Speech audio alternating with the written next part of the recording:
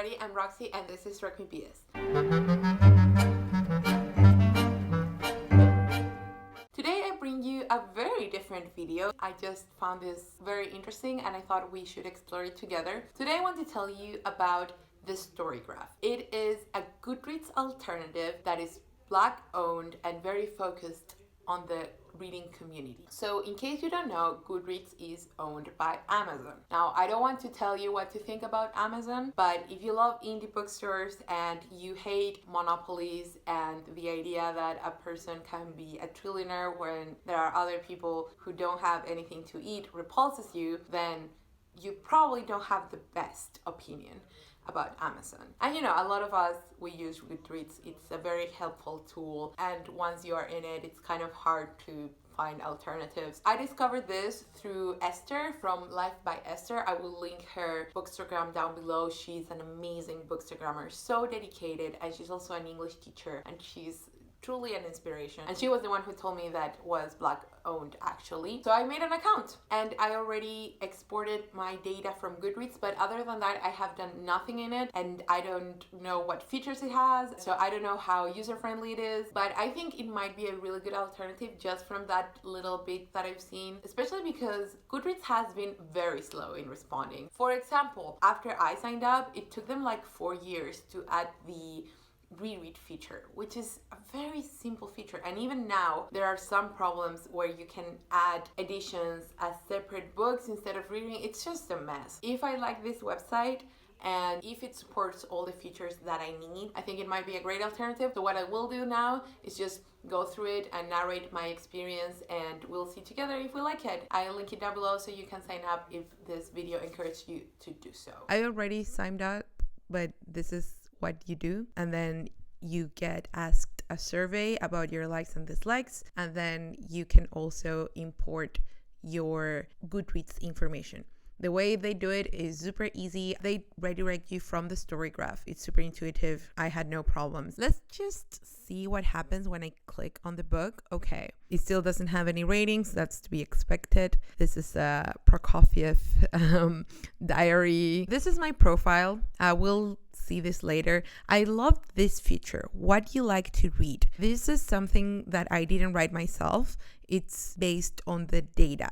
And in this case, it says you mainly read fiction books that are reflective, informative, and challenging. You tend to choose medium-paced books that are under 300 pages long. I think that's fair. Let's see my stats. That is weird. I have less books. Oh, no.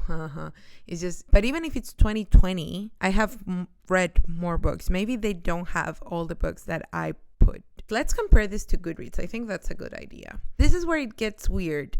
I have on my Goodreads page 566 read books, while here it says that I have 614 books. So that's different. And then on my to read, it's basically the same. There must be a couple of titles that aren't available. Here, 1,024.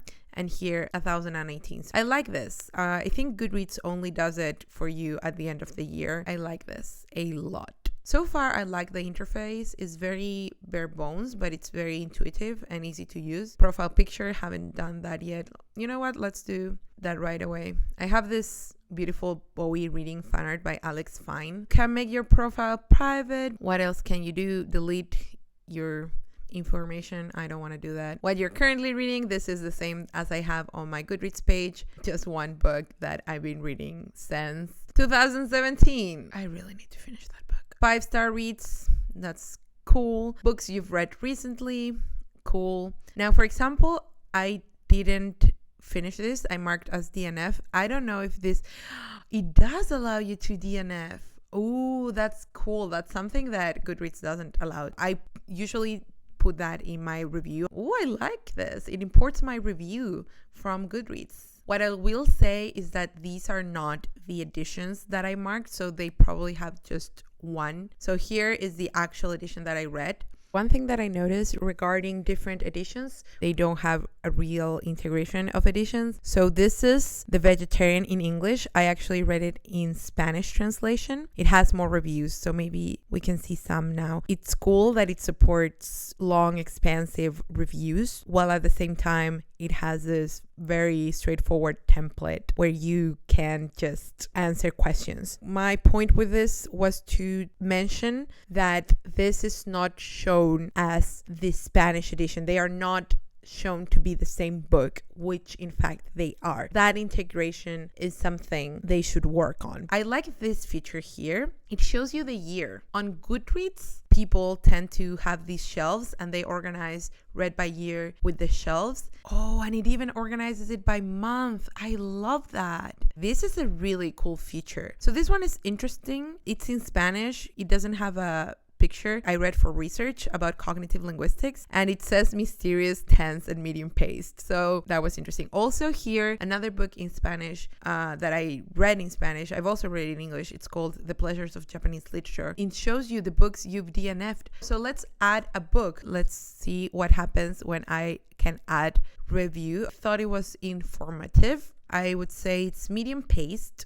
I don't give out star ratings. Save the review. Oh, here, you finished reading this book. It doesn't have the add to today feature. I think that's a really useful feature because I don't know what day we are most of the time. Currently reading, latest addition to your to read pile, and books you've read recently. Then you can search and filter. Oh, mark if I own or don't own the books. That's amazing. My to read on Goodreads is just books that I mark as interesting, not books that I plan on reading anytime soon. So for me, it's just like, oh, I like this, let me add it. This one I own. Mark as owned. Oh my God, I'm falling in love. Let's see what happens when I click on the author. Let's go back to your books you own. Only that one. Can I also mark the books that I've read that I own? Oh. I'm going to spend a lot of time here doing this. Now, this is something that called my attention right away. Reading challenges. You can join. There are a lot of very prominent ones. So Reading Women, there I saw the Book Riot and the Pop Sugar Challenge. Here it is. I want to see if you can see the challenge. Yeah, so you can see the prompts without having joined the challenge. Oh, that's so great.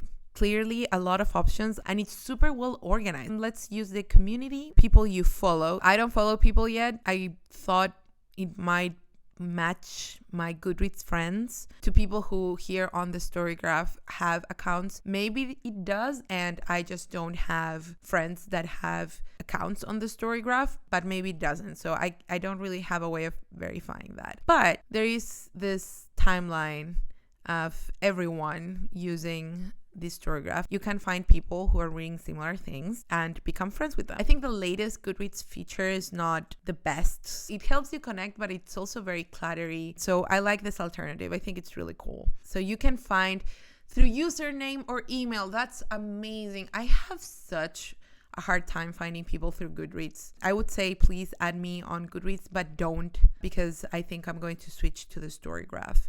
But add me here. So my profile here is, I think if you search Roxy, the last thing I want to see is find a book just for you. So things that have been ordered for me and from my to be read pile. Oh, I actually do own that book. So for example, I own this. I can mark it as owned and yet to read.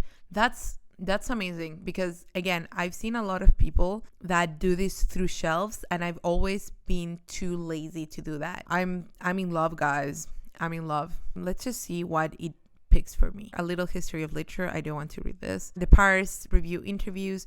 I wanted to read this actually, but I subscribed to the Paris review instead. I do want to read Manhattan Transfer. One thing that I think is important to bear in mind is that it's infinite scroll. You can go back to the top, but you can't necessarily go back to the page. You can mark here, don't show me this book again. Okay, I'm not going to do it. It might be interesting. I don't know. But you have that. It has a lot of features that you wish Goodreads had added a long time ago. I don't know how it deals with rereads. I think that's something that we need to investigate. Let's see. It doesn't have strange weather in Tokyo. All right. So I did find the missing reread books. It just archives them only when you originally read them, but it does say that I read it twice. However, it doesn't show me when I read it the second time. I can add a reread. So for example, let's say I read it in January 2018 as well, and it appears here and it switches to 3 times. And then you can remove that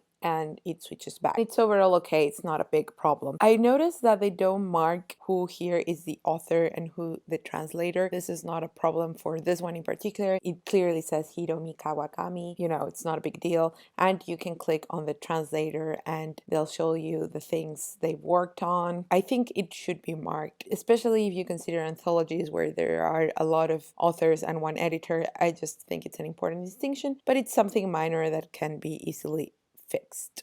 Look at the edition of Moby Dick. You already know about all of these books. If you don't, it's because you haven't watched my wrap-ups. So go watch my wrap-ups, guys. There is a playlist with all my TBRs and wrap-ups. In conclusion, I think this is a great website. I think it's clearly made by people who used to use Goodreads and they decided to create their own better version with all the features they wish Goodreads had. And of course, this is not owned by an evil empire. So it's all around an amazing website. I can't believe it's only a beta phase and already so well done. It'll just hopefully keep getting better and better. I'm going to substitute my Goodreads link for the Storygraph link. So add me on there. Have you heard of this website? Are you going to switch? Please consider it because I think it's great and I think the more people, the better it will get. And then it will be actually better than Goodreads because feature-wise, it's so much better and it's so much more user-friendly. What they should get onto is adding, of course, more books. I think that's the only aspect that for now, Goodreads is clearly superior. But